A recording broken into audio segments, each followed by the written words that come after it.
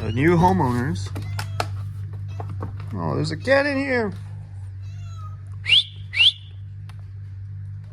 There's no other animals. We finally closed on this property. As you can see, it needs a whole lot of work. It took forever. So I think the process from when I got it under contract to closing was close to 3 months. So it took a little while because there was tons of title issues, but it was a great learning experience because I learned how to clear those things up and what we needed to do in order to get this thing to the finish line. So I'm going to talk a little bit about that in this video. Hopefully it helps you out if you're on your journey and you need to overcome some of these title issues. After closing, I just wanted to walk the property real quick, make sure the seller was out. Definitely left a lot of stuff, but it's all right. We'll get the dump trailer in here and get it cleared out. A lot of work ahead of us. So how I found this lead, I carry these sticky notes. See, you can read it, you can copy it if you want. Pause the video. But I carry these sticky notes with me. If I see any properties that look like they're in distress, need some fixing up or anything like that, I'll go put these sticky notes on their door, on their window, somewhere where they're visible. Sometimes I even put them on their car, to be honest. But that's what I did this day. I was driving the neighborhood. I saw that property, the grass was overgrown, a lot of stuff in the yard. You know, the siding looked pretty rough, so I went and put a sticky note on it. He called me later that day. He spoke Spanish, nothing but Spanish. He actually had like one of his granddaughters get on the phone and talk with me. So that helped a little bit.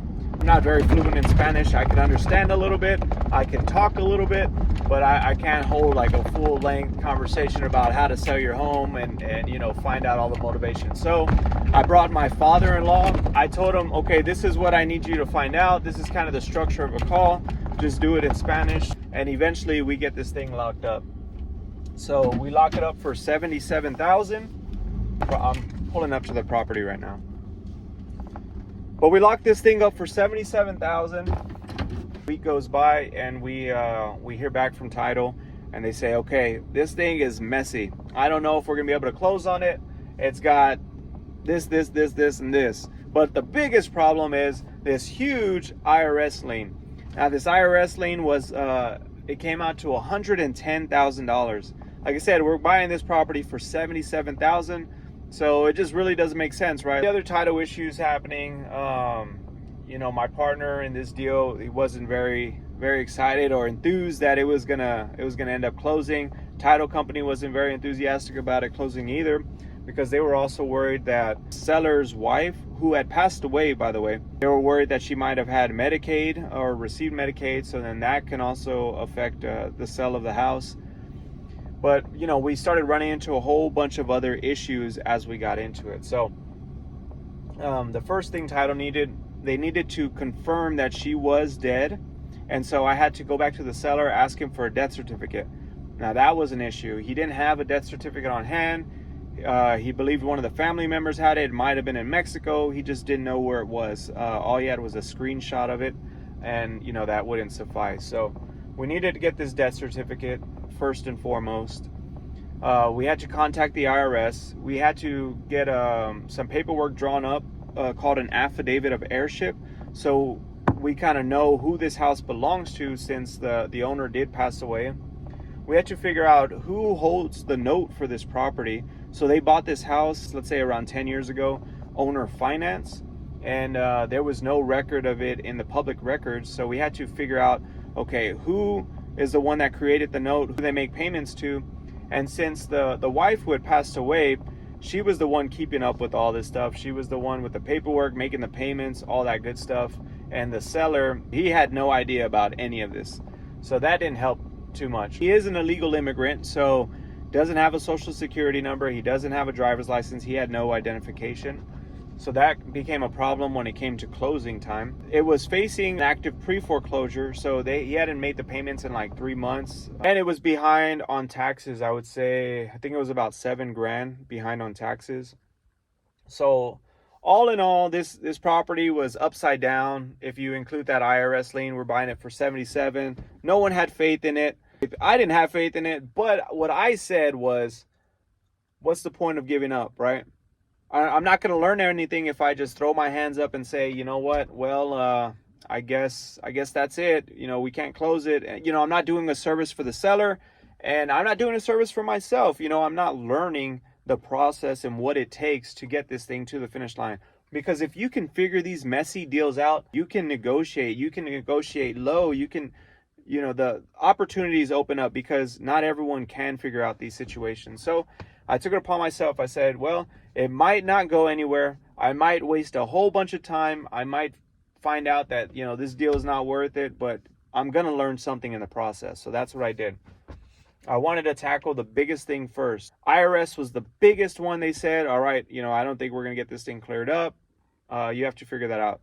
Now, the IRS was a pain in the to try and get a hold of and pay. You would think, okay, well, it's they want their money, right? You would think it'd be easy to pay them off, but no, it wasn't easy. Mainly because our seller didn't have a social security number. And come to find out, his wife had a fake social security number that she opened a business with. So, messy stuff.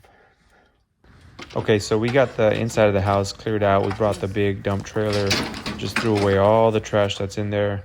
I'm cleaning up the back and front yard right now. Got it mowed, picked up a lot of the trash. Still needs quite a bit of work, but it will do for now, so we can get some showings in while it's on the MLS. I'm also going to load up a couple of these bricks right here. Can use them at my house, in my garden or something. Take a moment of silence right now. So, like I mentioned, I was loading up some of those rocks, cleaning up the place, and I ended up sticking my fingers into a big pile of either dog poop or cat poop. One of the two. Absolutely disgusting. I put the rock in the truck. I looked at my hand, and I guess I thought it was mud or something, but no, my fingers were at least 4 inches in some poop, and absolutely disgusting. So I decided to leave, keep some of my dignity. But luckily I keep this with me. Irish Spring, kills bacteria. Clean my hands with it.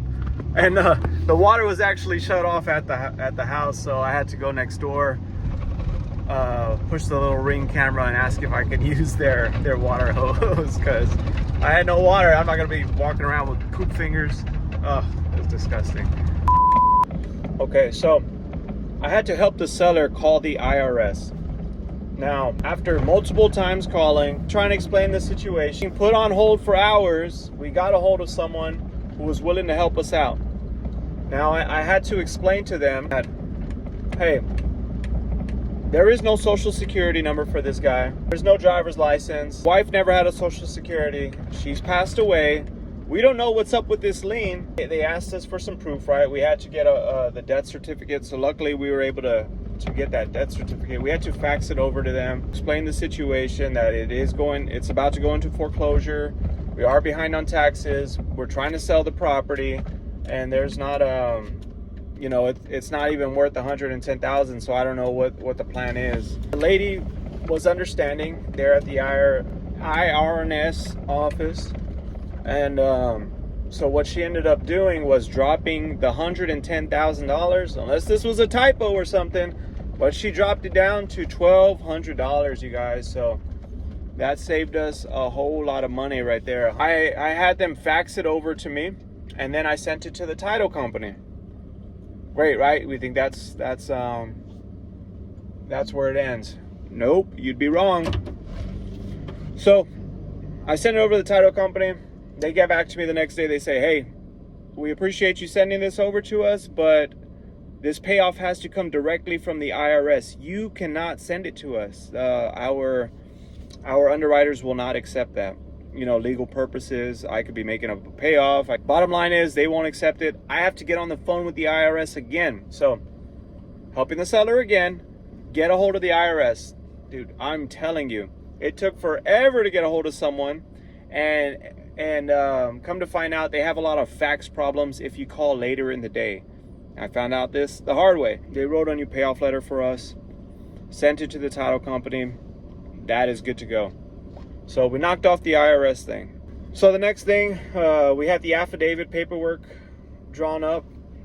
I waited on that because they were going to charge, so the attorneys charged for them to write up that fee. I think it was somewhere around $600 or something.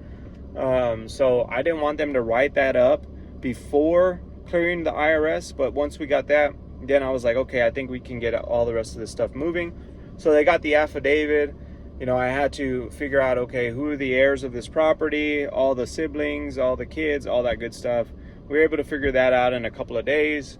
I had to get 2 people to sign that knew the seller and knew the seller's wife. So we got that thing signed off in front of a notary. We checked with the Medicaid. Medicaid was clear. There was nothing that was attached to the property. We had to get the quote from the city, the payoff quote.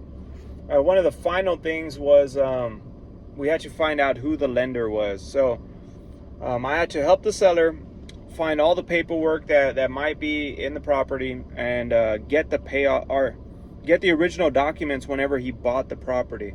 So through that, I ended up finding who the note holder was. Then I had to skip trace her. So I called a bunch of numbers. I called a bunch of people that might be associated with that lender, with that name. And I finally hit on the right person. I got a hold of her. So I got a hold of the lender. I told her the situation, and she was a little skeptical at first, but I had the title company reach out to her as well. And she took a little bit of time getting all that paperwork together because she's never sold a note before. I think one of the final things that happened, so with all this said and done, the taxes ended up coming out higher than we thought. The payoff was higher than we thought. The IRS lien was higher than we thought.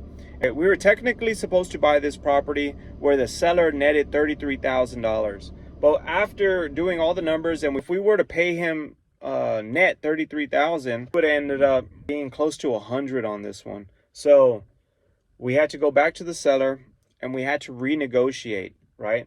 So we said, hey, look, I know we talked about you netting 33, but look, all these things happened. You ended up owing a lot more. And if it wasn't for us, you wouldn't even be able to sell this property, and more than likely you'd lose it in foreclosure. You still have to buy it at that $77,000. You might not get as much. And one thing that we did find out was, since he doesn't have a social security number, he doesn't have a driver's license, the title company has to hold back a percentage for the IRS for when they need to tax it, right? So we had to tell him, okay, plus you're going to have a holdback for the IRS. The title company is going to hold it, so you're going to get even less than what we originally talked about. Now, again, it's not something that, we were anticipating, we expected. That was kind of just how everything fell. And if it wasn't for us, he wouldn't be able to get anything anyway. So we had a lot of leverage in that space, right? And if you tackle these dirty, messy title issue properties, you will have that leverage to be able to renegotiate, right? And it's only fair. I mean, I spent a lot of time, I didn't have to, trying to help this seller out. He agreed. He signed an amendment. We're all good to go there. Now, day of closing, he was going to have a mobile notary go out there. And I called the title company to confirm, and they said, okay, yeah, he just needs his driver's license. And I said, oh, that's a problem. He doesn't have a driver's license. He doesn't have a social security. And they were like, oh, that's a big problem. He said, well, does he have any type of documentation? Luckily, he did have a Mexican or, a Mexico identification, something from Mexico. That worked out. He ended up going to the title company to sign. But now the next issue was how he was going to get funded. He didn't have a bank account. They don't just give you cash. And so, so what we had to do, it was a big trust game at this point, right? He signed off on his portion of the property. He had to now trust in us that we were going to give him cash after the closing. And, the title company was cool with it. We all kind of, it was like a triangle of trust, I would say. So he didn't really trust us, but he trusted the title company, the lady that does a lot of the work for us. We had to drive to the bank, get cash out for him, and then pay him. And then once we paid him, he would give the okay to the title company, say, okay, yeah, I got my money, and everything was finalized after that. So it was an interesting process from start to finish. It was lengthy. There was times where I didn't think it was going to work, but we got it all the way to the end. So now what we're trying to do, obviously we got to sell it. So we bought it at 77. Right now we just cleaned it up. I've been going back and forth. I cleaned up the yard, got some of the trash, and we're just trying to clean it up. We cleared it out already. We listed it on the market for $109,000. We got some offers. The highest offer so far has been $84,000. A lot of the other offers are from other wholesalers, but they want it for what we have it at. So I'm guessing, okay, if you want it for like this 77 range, that means you probably have a buyer where we're trying to sell it at. So target is to get it sold around 100, 95 to 100. We have it at 109 right now. So we're just gonna see what offers come in. If there's just crickets for the next month or so, we might drop the price, but I think we're gonna keep it there until we can actually get in and fix it. Doesn't need a whole lot of rehab. It does need some updates. It does need to be touched up. Needs a very good cleaning. We need to clear everything out in the backyard and upgrade the AC, the kitchen. But it can be a good property. There's some that are selling. One next door sold for 180,000. That was 3 years ago. There's one down the street, beautiful renovation. They have it for 279. I don't think they're going to get it, but it is a beautiful property. I just don't think the area lends itself for that price point. But hey, it makes our property look good. If that thing sells, then man, it would be a steal to get this property at 100 grand for someone. I'm still marketing it right now. But yeah, thanks for watching. I'll update you guys on the next one, see how it goes, how we end up selling it. Peace.